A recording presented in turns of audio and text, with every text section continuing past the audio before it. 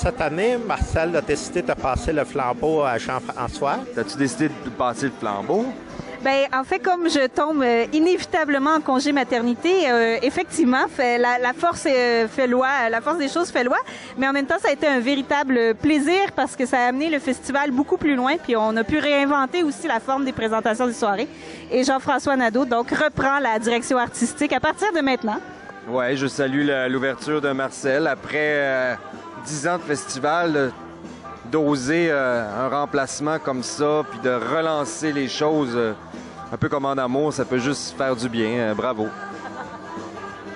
J'aimerais que vous me parliez un peu de vos coups de cœur cette année pour le Festival Jamais Lu. Oui.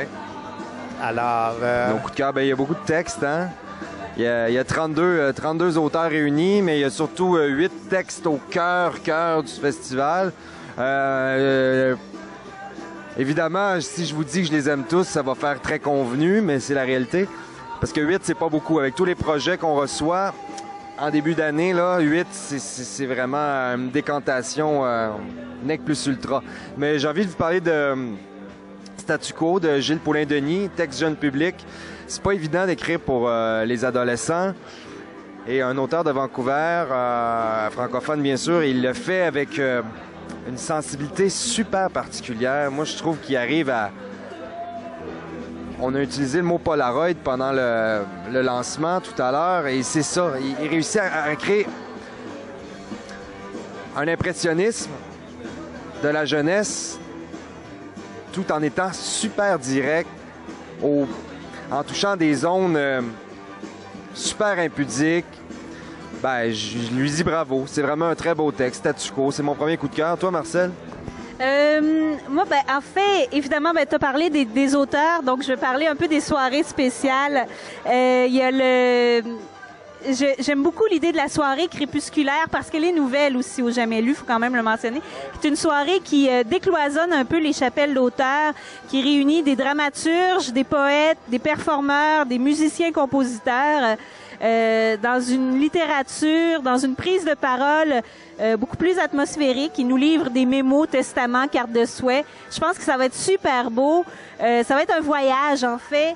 Un voyage dans l'intime d'une génération, dans l'intérieur des choses, de la signification des mots. Moi, ça m'allume au bout parce que c'est à 22h. Ça va être une ambiance complètement différente du reste du festival.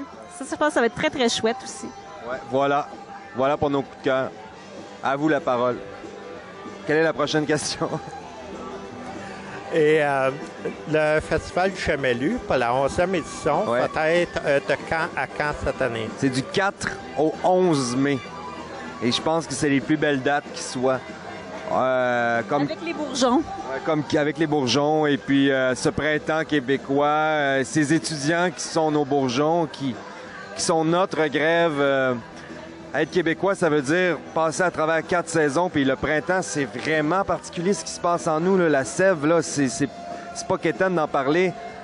Puis avec le Jamais Lu, qui est un événement de jeunesse, oui, mais plus que ça, d'une effervescence typiquement printanière, du 4 au 11 mai. C'est facile à retenir, hein? 4 au 11.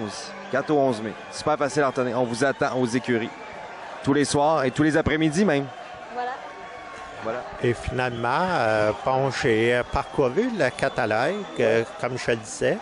Et puis, j'ai constaté qu'il y a, comme Jean-François le pointait, une forme d'indignation qui se dégage du mot d'ouverture du catalogue. Alors, vous voulez me parler un peu de ce que vous ressentez comme indignation dans la société où on vit actuellement? Ben, en fait, la position que nous, on prend cette année au Jamais Lu, comme Jean-François l'a dit, c'est d'être collé sur l'actualité des choses. Et en ce moment, il y a un mouvement qui s'indigne, qui se lève. Il y a des citoyens qui sont dans la rue, qui marchent. Il y a beaucoup de monde qui marche pour différentes choses. Et on pense que les auteurs sont des témoins privilégiés de ces choses-là, qui, comme ils manient les mots, c'est leur arme de défense devant la société qui parfois nous assaille et nous accable. Et donc ces auteurs-là, par leurs mots, par leur dramaturgie, leur fiction, mais aussi des paroles très directes, nous amènent plus loin dans cette réflexion-là. Et quelque part, c'est leur façon à eux et à nous aussi de se lever debout et de participer à ce mouvement social qu'on sent où il y a vraiment un changement. On a souvent qualifié le Québec de société de l'indifférence. Je pense qu'en 2012, en tout cas au printemps 2012, on peut pas dire ça, on peut plus dire ça. Et c'est important pour un festival de théâtre d'auteurs, de la relève, de la jeune génération, d'en prendre acte et surtout de l'intégrer à sa programmation. Et toi, Jean-François, as-tu quelque chose à ajouter à ça? C'était une maudite belle réponse. Ben, je pense que oui, tu as parlé d'indifférence. Il y a eu l'indifférence, après il y a eu le cynisme, puis là, il y a autre chose. On appelle ça de l'indignation. Il y en a plein qui sont pas encore indignés, mais qui ont envie d'en savoir un peu plus. Déjà, de vouloir s'informer, puis de se forger une opinion, c'est déjà beaucoup pour plein de citoyens. Puis moi, je salue ça. Mais juste de sortir du cynisme, ça fait du bien. De sentir qu'on a un poids, qu'on a le droit d'être en désaccord avec plein de choses. C'est formidable. Fait que oui, il y a quelque chose qui se passe. Puis c'est pas d'être trop rêveur de dire ça, ni trop naïf. Faut sauter sur l'occasion. Il y a beaucoup trop de parades ridicules qui se passent en ce moment. Évidemment le plan Nord, puis évidemment la hausse des frais. Je veux dire, c'est une question de vision d'un monde, puis d'une nation aussi, parce que le Québec, c'est un bastion. On est en survie. C'est pas évident. C'est pas évident comme peuple. On l'oublie souvent que même ceux qui se battent pas se battent constamment. On est un peuple qui est fatigué sans le savoir, très fatigué. Donc, qu'on se mobilise tranquillement, ça paraît pas, mais c'est déjà beaucoup. Fait que de cracher là-dessus, ça n'a pas sa place. Moi, fait que je souhaite à Montréal et à tous les autres centres du Québec beaucoup de colère, mais canalisée.